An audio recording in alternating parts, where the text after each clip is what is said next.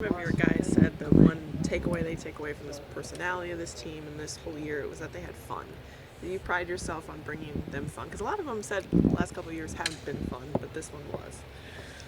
Yeah, I mean, I don't know if the coach wants that to be the first word, but certainly up near the top. I think that coming to work every day and what we try and do and accomplish.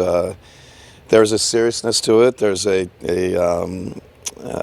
it's not easy to go out and win and compete and play against the best teams and the best players in the league, and we take all that very seriously. But I do think while we're doing that, there's time and opportunities and places to, I guess, have fun is the word, and still be, a really highly competitive and very successful team. With a little bit of time to reflect, what do you feel like went wrong in that series?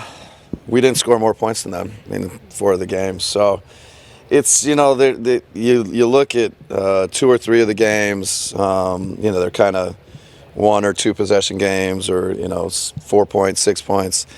There's just a few plays that one team's going to make and the other team's not, and they made more of the plays down the stretch. I think there were some opportunities where we had leads and didn't keep them. But there were so many positives, and there's areas where we can improve. And each game's a little different, and so we just need to look to change a few of those possessions, a few of those plays, and be the team that makes them. But how immediately is disappointment or frustration replaced by reflection? I think we'll probably go back and forth between both of those, mindsets. And, I think that there's a ton of positives as you reflect back and, the playoffs, including, the Toronto series. You learn from it and you grow from it, and there's positives to be taken from adversity and, the Boston, Detroit, the regular season. But you're also disappointed and frustrated and want to channel that in a positive way. How much room? Obviously, next year's roster will look somewhat different. Every year's team is different. But how much room do you think the core guys in this team have to grow? Yeah, that's probably one of the things that is most exciting. Giannis is the first one that I'm sure jumps to everybody's mind. He's still really in the early stages of his career and phases of, I think, his development. We've talked about it all year. He would have a great game, and we feel like he can be even better. And you just put that in the context of his career this summer, and we feel like he's going to grow and get a lot better. But the thing that we just talked a little bit about is, I think that, the veteran guys are people that, the public at large might think are more veterans, like a Brooke Lopez and Eric Bledsoe and Chris Middleton and that core, Malcolm.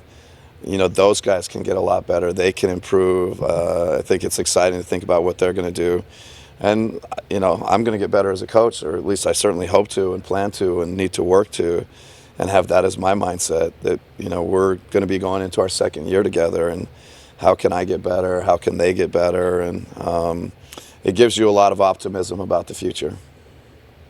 This was a big year for you personally, coming here, and like you said, now you're transitioning into your second year. What do you take away from this personally as a coach? You consider this season a success, and you accomplished what you wanted to accomplish, or where is your mind at right now? Oh, I mean, when you consider, how this team competed every night, how they came to work, I think it was a huge success. There'll be one team that's still standing at the end of the year, but I think I don't know what the right word is, but to think that all of the other 29 teams didn't have success is an unfair way to judge. It's our life, and it's what we signed up for. But so anyways, I couldn't be more excited about being here for this year. It was incredible. I told the team how much I loved coaching them, the city, the fans, the new arena, John Horst in the front office, Peter Fagan in the business side. It's been, I could go on and on. Like, it's been an incredible year for me personally, and I'm incredibly excited about the next year and the year after that and the future. I thought you spoke about development with Giannis, and you've second you got here, you spoke about him shooting the three and that sort of thing. And you think he was shooting 15% in October, November, to shooting mid-30s in the conference finals. What growth did you see with him in that area of his game?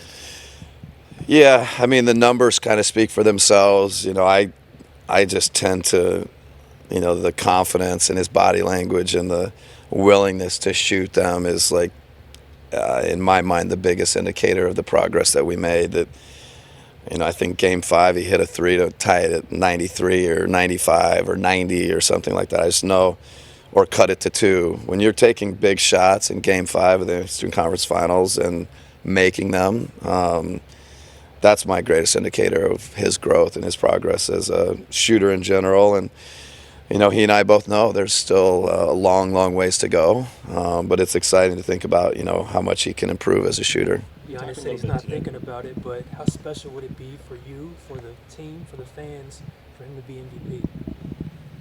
Yeah, I haven't thought much about it either. It's we certainly, we've said it, feel like he is the MVP this year, deserving of that honor. And obviously there's a lot of other great players too. And for our fan base and for our organization to have an MVP, it's just it's very rare, and hopefully we all appreciate it and enjoy having a great player like Giannis for us to work with, for the fans to watch and to support.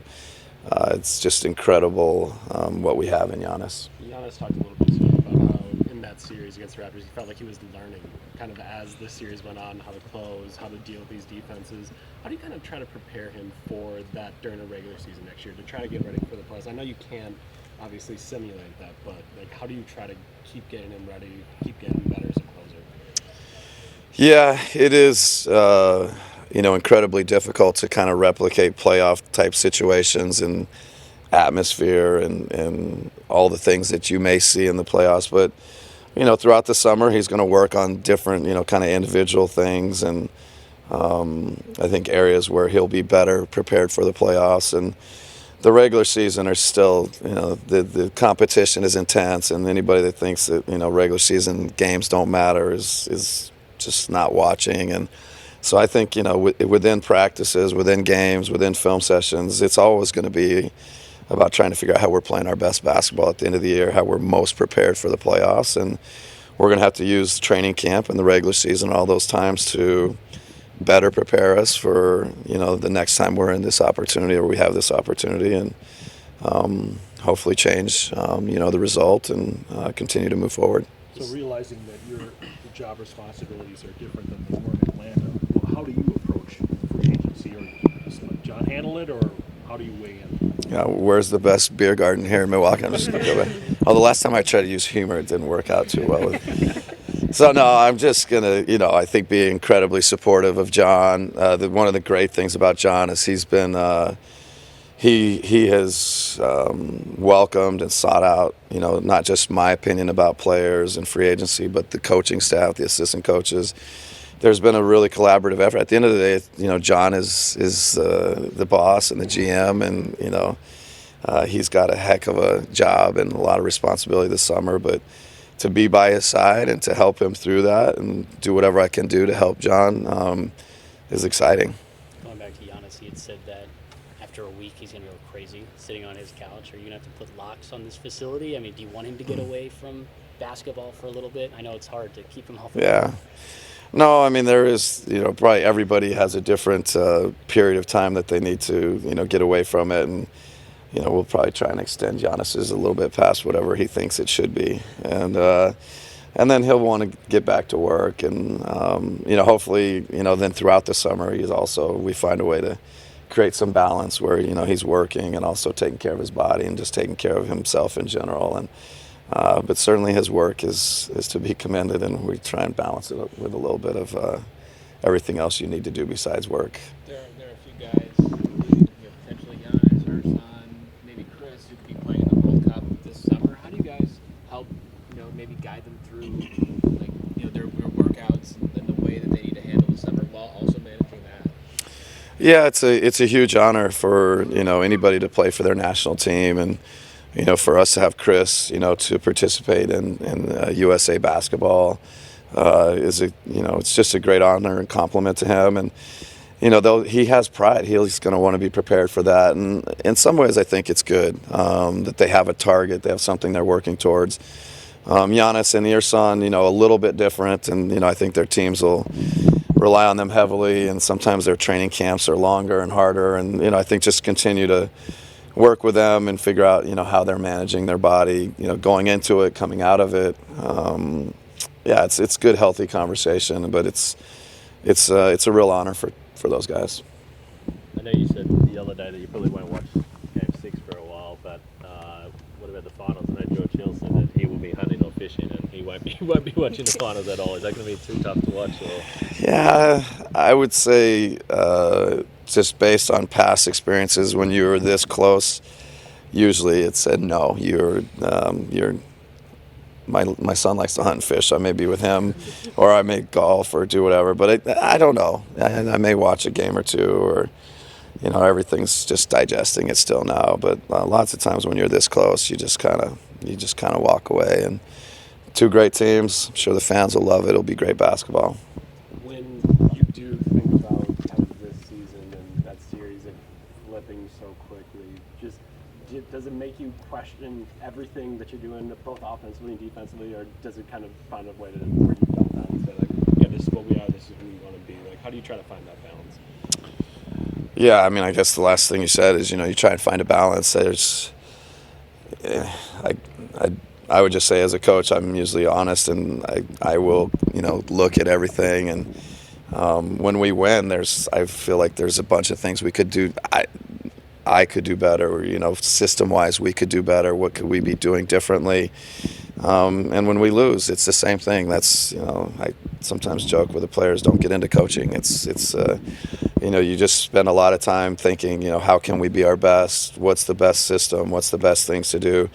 But there are things that I believe to my core that we will always, value and prioritize. And can we just find balance in some of those things in areas where maybe the players can be put in better positions defensively, offensively? That's kind of our job as coaches, to put them in position to succeed. And I take that role seriously. And I will be reflective and figure out what can we as coaches do better? What can I as a coach do better?